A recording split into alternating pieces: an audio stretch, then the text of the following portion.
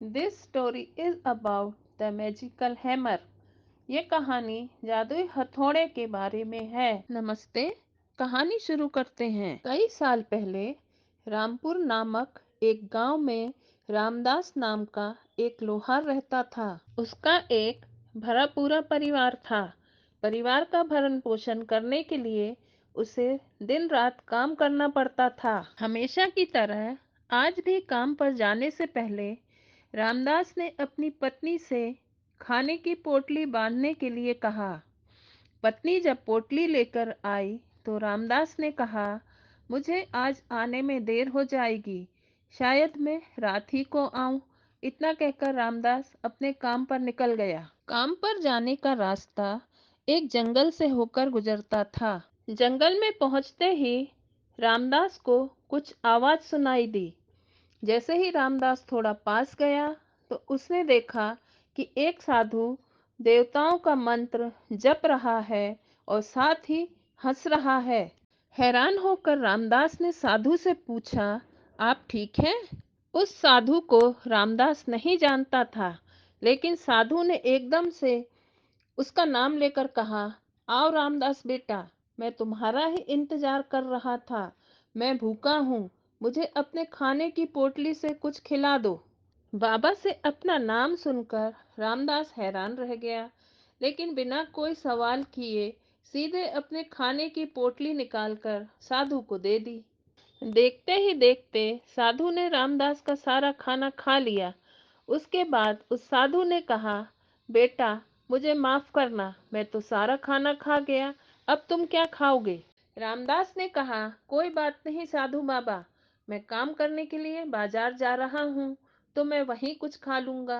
रामदास की ये बातें सुनकर साधु ने उसे खूब आशीर्वाद दिया और भेंट के रूप में एक हथौड़ा दे दिया। रामदास ने कहा, आपका आशीर्वाद ही काफी है, मैं इस हथौड़े का क्या करूं? इसे आप ही रख लीजिए। साधु ने उत्तर देते हुए कहा, बेटा, ये मामूली हथौड़ा नहीं है, यह जादुई हथौड़ा है जिसे मेरे गुरु ने मुझे दिया था और अब मैं तुम्हें दे रहा हूँ, क्योंकि तुम्हारा दिल साफ है। इसका इस्तेमाल अच्छे कामों के लिए ही करो और किसी दूसरे के हाथ में इसे कभी मत देना।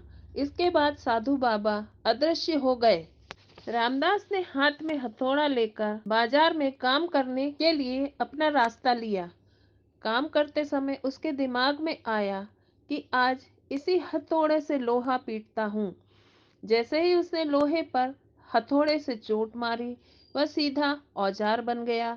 दूसरी चोट में लोहे के बर्तन बन गए। रामदास को यह समझ आ गया कि वास्तव में यह एक जादुई हथौड़ा है। वह जो बनाने के लिए सोचता है, उसे हथौड़े से मारने पर वह सीधा वैसा ही बन जाता है। जादुई हथौड़े की वजह से रामदास का काम जल्दी समाप्त हो गया और वह उसे अपने घर ले आया। इसी तरह रामदास रोज उस हथौड़े से जल्दी काम खत्म कर लेता और कई बार ज्यादा बर्तन बनाकर उन्हें गांव के लोगों को भी बेच देता था। धीरे धीरे उसके घर के हालात पहले से भी कुछ ठीक होने लगे। एक दिन गांव का मुखिया उसके घर आया और बोला, हम गांव वालों को शहर जाने में बहुत ज्यादा समय लगता है, क्या तुम अपने हथौड़े से गांव और शहर के बीच आने वाला एक पहाड़ तोड़ने में मदद करोगे, ताकि हम बीच में एक सड़क बना लें और गांव से शहर का सफर आसान और छोटा हो जाए। मुखिया की बात सुनकर रामदास ने उस जादुई हथौड़े से उस पहाड़ को तोड़ दिया। मुखिया और गांव के लोग बहुत खुश हुए और उन्होंने उसे खूब शाबाशी दी। पहाड़ तोड़ने के बाद घर लौटते समय रामदास के मन में आया कि इस जादुई हथौड़े से मेरा काम जल्दी हो जाता है, लेकिन कुछ ज्यादा फायदा हो नहीं रहा है।